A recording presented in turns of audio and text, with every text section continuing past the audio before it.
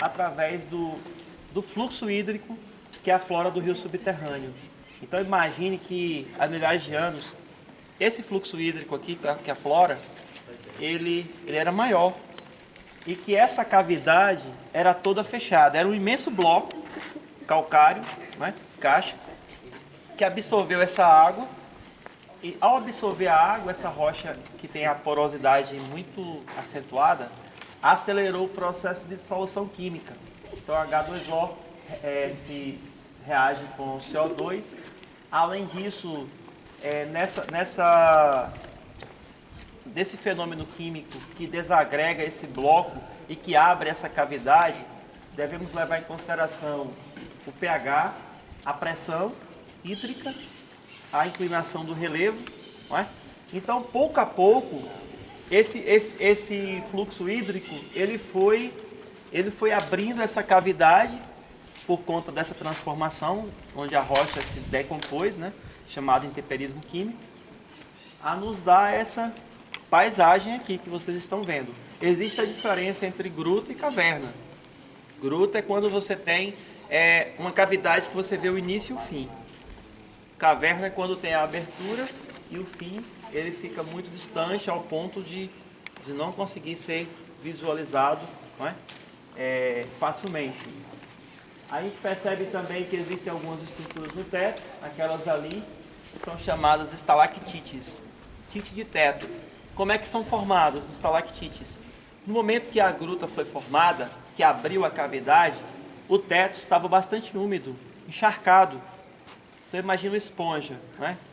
Encharcada, minando água. Essas partículas minerais das rochas, elas vão descendo junto com essa água e vai moldando naquele processo. Se vocês olharem bem, no teto existem minúsculas, pequenas estalactites que estão sendo formadas. Você não pode perceber muito. É um processo lento que leva milhares e milhares de anos.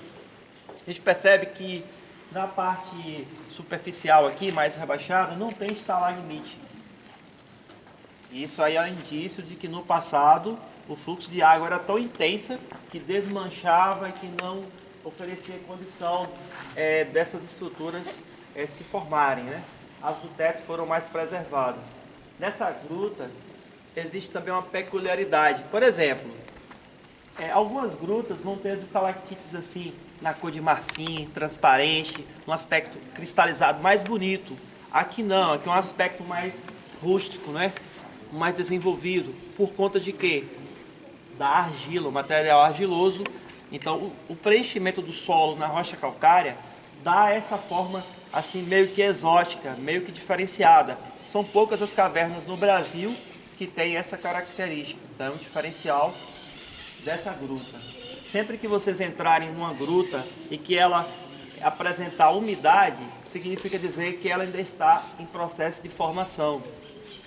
Lá na Lagoa Azul, o que é que vocês puderam perceber? 2 cânions, não foi? Cercado por água. Que no passado, esses cânions eram unidos por um teto. O teto cedeu, formou-se uma dolina.